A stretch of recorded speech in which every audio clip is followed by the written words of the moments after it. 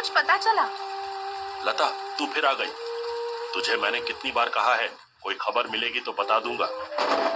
आज 2 साल हो गए मेरे पति को गायब हुए। मुझे तो ये तक पता नहीं वो किस हाल में है। तू फिक्र मत कर, मैं खोज में लगा हुआ हूँ। जैसे ही कुछ पता चलेगा तुझे जानकारी दे दूंगा। अब तू घर जा, शाम होने वाली है। इसके बाद लता चेहरे पे उदासी लिए बारिश में भीगते भीगते अपने घर वापस आती है। लता बहू, क्या हुआ, कोई खबर मिली? नहीं माँ जी, 2 साल से उन्हें ढूंढने में परेशान हूँ। मेरी तो अब उम्मीद ही टूटती जा रही है। पता नहीं वो कौन सी मनहूस घड़ी थी जब मैंने अपने बेटे को शहर में काम करने की अनुमति दी थी। सरपंच ने उसे शहर भेजा था। उस दिन के बाद से उसकी कोई खबर ही नहीं मिली। मुझे तो कभी कभी सरपंच के ऊपर ही शक होता है। नहीं पिताजी, सरपंच जी ऐसे व्यक्ति नहीं है। 2 साल से वो भी उनकी खोज में लगे हैं। अगर उनके मन में कोई छल कपट होता तो वे मेरी इतनी सहायता न करते। आखिर सरपंच ने ही हमारी लता बहू को काम दिया, हमारी उजड़ती जिंदगी में उम्मीद की किरण जगाई। वो हमारे लिए किसी देवता से कम नहीं है। आप दोनों परेशान न हो, मैं आपसे वादा करती हूँ आपके बेटे को जरूर ढूंढ निकालूंगी। अच्छा, मैं कुछ खाने को बना देती हूँ। इतना बोलकर लता रसोई में चली जाती है। अरे यहाँ तो बस आलू और थोड़े से चावल पड़े हुए हैं, ज्यादा तो कुछ है नहीं। एक काम करती हूँ, आज सिर्फ आलू की ही सब्जी बना देती हूँ। लता आलू की सब्जी बनाने में लग जाती है।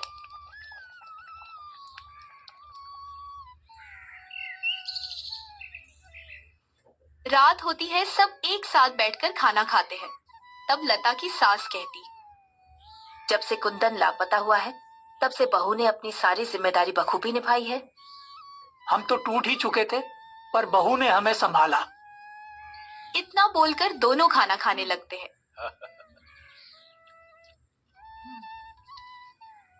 वाह बहू, तुम्हारे हाथ की आलू की सब्जी का तो कोई जवाब ही नहीं है। मुझे तो ये आलू की सब्जी भा गई। दोनों लता के हाथ की आलू की सब्जी बड़े चाव से खाते हैं। थोड़ी देर बाद सभी खाना खाकर सो जाते हैं। आधी रात होते ही लता अपने घर की दहलीज पे उदास बैठी होती है। भगवान, मेरे पति जहाँ भी हो उन्हें सही सलामत रखना। मुझे उनकी बहुत याद आती है। आखिर वो कहाँ होंगे, किस हाल में होंगे? लता अपने पति की याद में रो रही होती है। तभी अचानक उसे एक आदमी काली चादर ओढ़े रात के अंधेरे में जंगल की ओर जाते हुए दिखता है। वो कौन है और इतनी रात गए जंगल की तरफ क्यों जा रहा है? इतनी तेज बारिश भी हो रही है। क्या मुझे जाकर देखना चाहिए? कुछ देर सोचने के बाद लता आखिरकार उस आदमी के पीछे चली जाती है।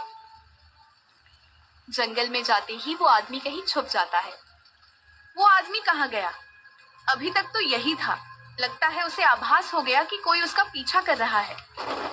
लता काफी देर तक जंगल में उसे ढूंढती है, पर वो उसे कहीं नहीं दिखता है। इसीलिए वो वापस घर लौट जाती है।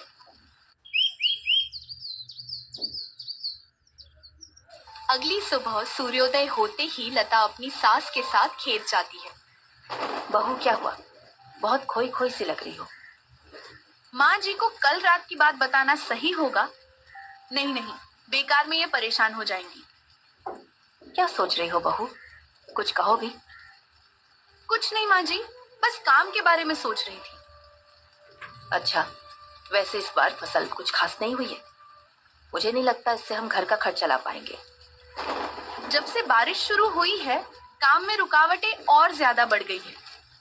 तेरे ससुर जी की तो तबीयत ही सही नहीं रहती, नहीं तो वो अकेले ही पूरी खेती संभाल लेते। कोई बात नहीं माँ जी, आप आराम से बैठिए, मैं तब तक फसल काट लेती हूँ। नहीं बहू, इतनी तेज बारिश में भीगना सही नहीं है। आज रहने दो, कल बारिश छूटेगी तब मिलकर फसल काट लेंगे। क्या पता कल बारिश छूटेगी कि नहीं। वैसे भी इस बार सिर्फ आलू की फसल ही हुई है। थोड़े ही आलू है, मैं काम जल्दी खत्म कर दूंगी। इतना बोलकर लता जमीन से आलू निकलने लगती है।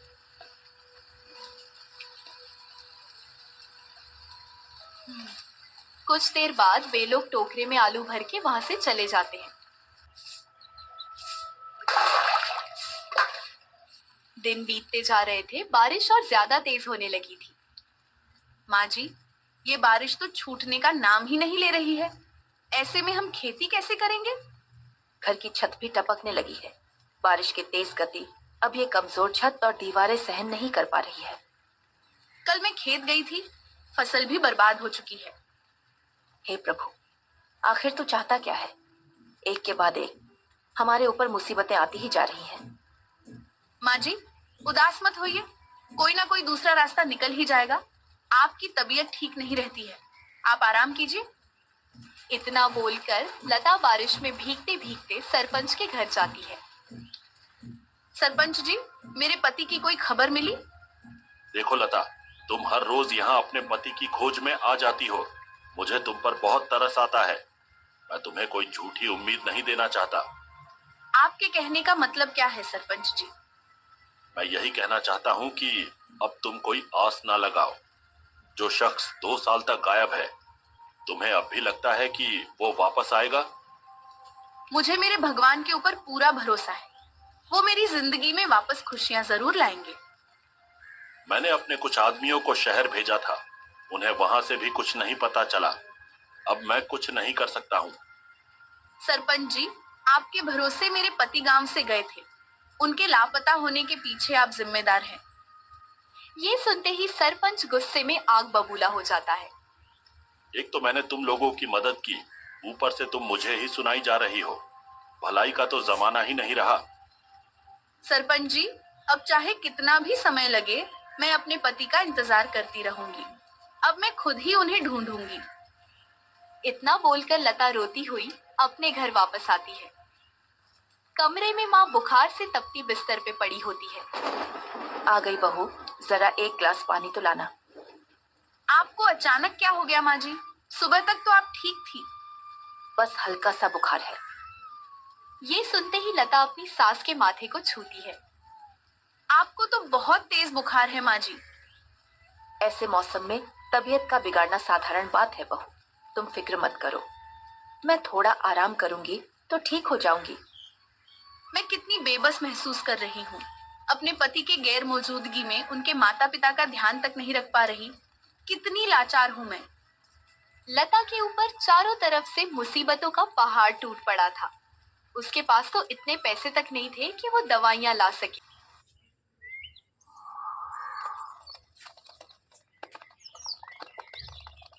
दिन गुजर रहे थे। उसकी सास और ससुर दोनों ही बहुत ज्यादा बीमार हो चुके थे। माँ पिताजी दोनों बीमार हैं। मुझे तो समझ नहीं आ रहा है मैं क्या करूँ। खेती होने से रही, मुझे कोई दूसरा काम सोचना होगा। लता घबराहट के मारे सोच ही रही थी, तभी उसे ख्याल आया।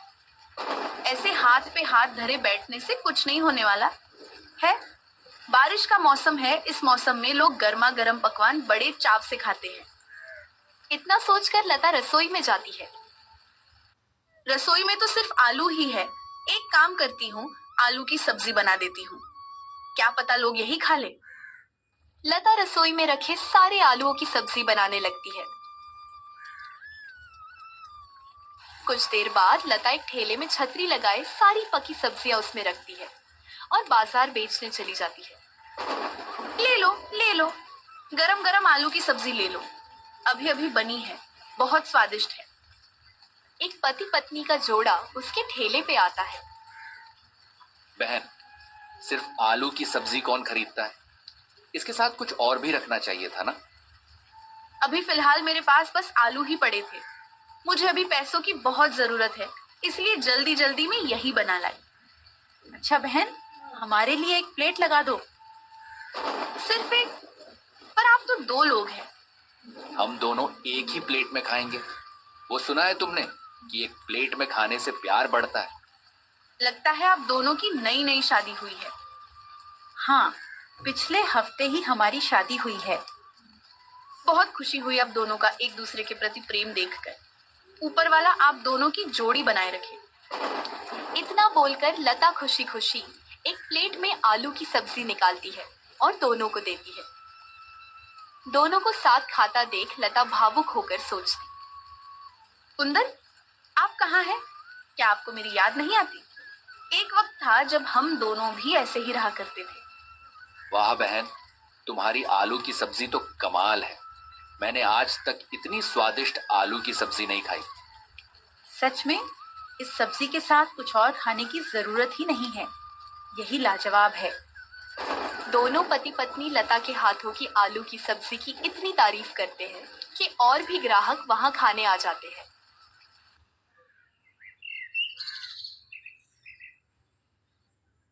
शाम होती है, लता दवाइयां लेकर घर जाती है।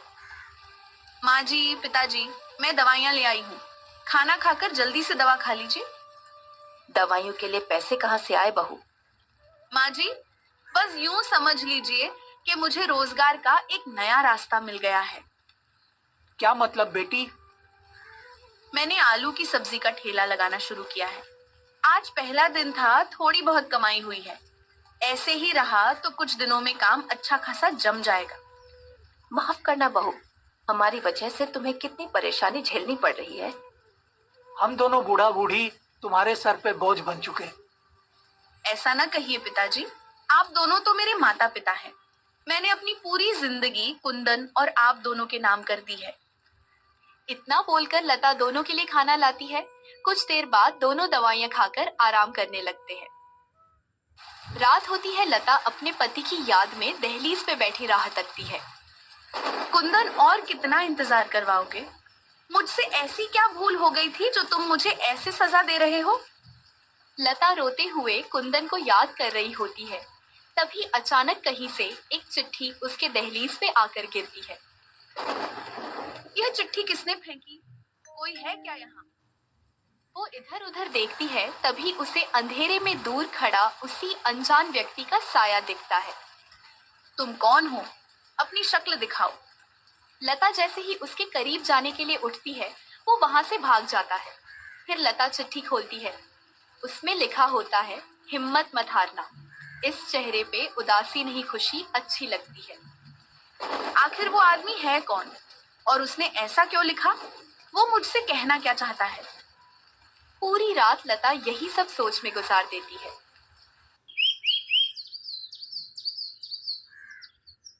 अगले दिन से वो उस अनजान व्यक्ति को ढूंढने में लग जाती है। कई दिन बीतते हैं, उसे वो कहीं नहीं मिलता। एक दिन लता ठेले पे आलू की सब्जी बेच रही थी। तभी वो अनजान व्यक्ति अपना मुंह ढके उसके पास आता है। मुझे भी एक प्लेट आलू की सब्जी दो। अरे, तुम तो वही व्यक्ति हो ना? मुझे भूख लगी है। मैं यहाँ खाना खाने आया हूँ, बातें करने नहीं। तुम्हारी आवाज कुछ जानी पहचानी सी लग रही है। लगता है तुम्हें दुकानदारी करनी नहीं आती है। मैं जा रहा हूँ। अरे नहीं नहीं, रुको। मैं अपने ठेले से किसी ग्राहक को खाली हाथ जाने नहीं देती हूँ। इतना बोलकर लता उसके लिए गर्मा गर्म एक प्लेट आलू की सब्जी लगाती है। वह व्यक्ति जल्दी जल्दी खाकर लता को दुगने पैसे देकर जाने लगता है। रुको, ये बहुत ज्यादा पैसे हैं। एक प्लेट का इतना नहीं हुआ। कोई बात नहीं, रख लो। मैं भला ज्यादा पैसे क्यों रखूं? मैं तो बस अपनी मेहनत की कमाई ही लूंगी। तुम अब तक नहीं बदली, अब भी वैसी की वैसी ही हो। यह बोलकर वो व्यक्ति बिना पैसे लिए वहां से चला जाता है। ये ऐसा कहकर क्यों गया? ऐसा लगा जैसे वो मुझे बहुत अच्छे से पहचानता हो। उस व्यक्ति की बातों से लता गहरी सोच में चली गई थी। 2 दिन बीते, बारिश का कहर धीरे धीरे कम होने लगा।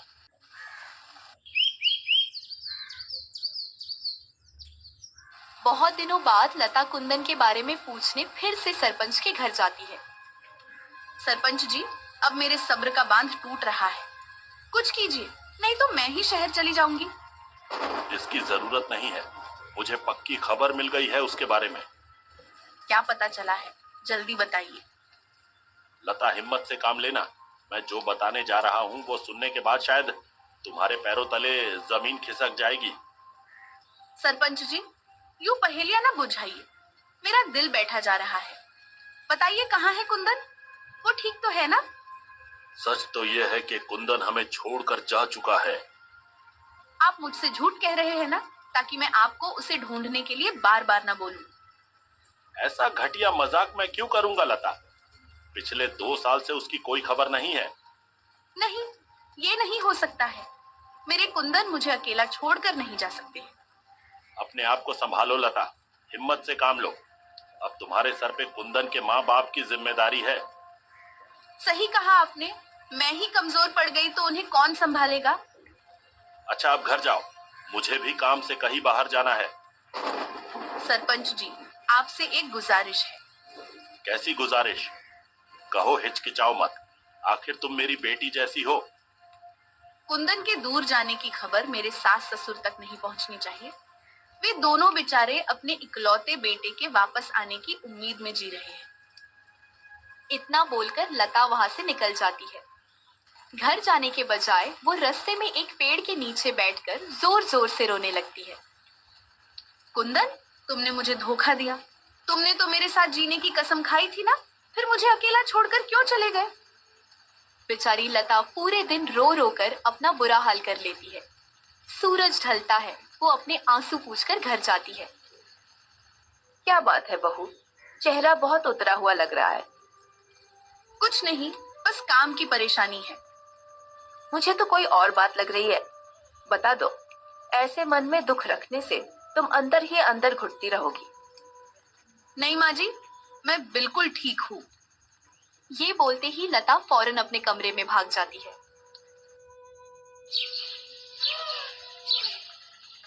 हफ्ते गुजरते हैं, वो अपने कमरे से जल्दी बाहर ही नहीं आती है। उसे इस हाल में देखकर उसके सास ससुर परेशान हो जाते हैं। भाग्यवान, बहू इतनी गुमसुम क्यों हो गई है? तुमने डांट लगाई है क्या? मैं क्या पागल हूँ जो अपनी प्यारी समझदार बहू डांटूंगी? मुझे तो कोई और बात लग रही है। मैंने बहू को इतना मायूस कभी नहीं देखा। हमें पता लगाना चाहिए आखिर बात क्या है। लता अपने कमरे से उनकी बात सुनती है और उनके सामने आ धमकती है। माँ जी, पिताजी, मैं बाजार जा रही हूँ आलू की सब्जी बेचने। बारिश फिर से शुरू हो गई है। खेत से उम्मीद रखना बेवकूफी होगी। बहू, अब तुम्हारी तबीयत कैसी है? इतने दिनों तक तुम बहुत शांत थी। हो सके तो मुझे आप दोनों माफ कर देना। मैं चाहकर भी आपको सच नहीं बता सकती हूँ। मुझे मजबूरन अनजान बनने का दिखावा करना होगा। क्या सोच रही हो बहू? जवाब दो। मैं अब बिल्कुल ठीक हूँ। मैंने सोच लिया है, अब हम किराए के खेत में और काम नहीं करेंगे। मेरी आलू की सब्जी बहुत अच्छी बिक रही है। ठीक है, जैसा तुम्हें ठीक लगे। इसके बाद लता बाजार चली जाती है। दिन बीतते हैं। अब हर जगह लता के हाथों के पकवान की तारीफ होने लगी थी। कुछ ही हफ्तों में उसने दिन दुगनी रात चौगुनी कमाई कर ली थी। एक दिन वो सब कुछ छोड़ छाड़ कर जंगल नदी किनारे जाती है। हमें पैसों की कमी नहीं रही। मैंने इतने पैसे कमा लिए हैं कि माँ पिताजी आराम से अपनी बाकी की जिंदगी गुजार सके। कुंदन, अब मैं तुम्हारे पास आ रही हूँ।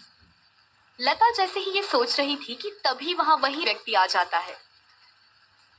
रुको तुम, ये क्या बेवकूफी कर रही हो? मुझे मत रोको, मैं अपने पति के पास जा रही हूँ। उनके बिना मेरा कोई अस्तित्व नहीं है। लता, मैं यही हूँ, तुम्हारे पास। इतना बोलकर वो व्यक्ति अपने ऊपर से काली चादर हटाता है। कुंदन, आप? तुम सबकी नजरों से बचकर तुम्हारे आसपास ही था। पर क्यों? ऐसी क्या मुसीबत आन पड़ी थी कि आपको ये कदम उठाना पड़ा? वह सरपंच अच्छा व्यक्ति नहीं है। शहर में उसने बहुत से घोटाले किए। उसने सारा इल्जाम मुझ पर लगा दिया था। क्या? पुलिस से बचकर भाग रहा हूँ सबूतों की तलाश में। तुम लोगों के पास न आने की मेरी बहुत बड़ी वजह थी। कैसी वजह? अगर मैं सामने आ जाता तो सरपंच मेरे साथ साथ मेरे पूरे परिवार को फंसा देता। उस सरपंच को तो मैं छोड़ूंगी नहीं। मदद करने का ढोंग करके षड्यंत्र रचता है। आप फिक्र मत कीजिए, हम दोनों मिलकर सबूत ढूंढेंगे। लता, ये 2 साल मैंने तुम्हारे बिना बहुत मुश्किल से गुजरे हैं। एक एक दिन मेरे ऊपर पहाड़ जैसा गुजरता था। आप मुझसे वादा कीजिए, अब आप हमें छोड़कर कहीं नहीं जाएंगे। मुझे माफ कर देना लता, मैं काफी डर गया तब। मैं वादा करता हूँ, अब कहीं नहीं जाऊंगा। बारिश के प्यारे मौसम में दो प्रेमी का जोड़ा फिर से एक हो गया। कुंदन कुछ दिन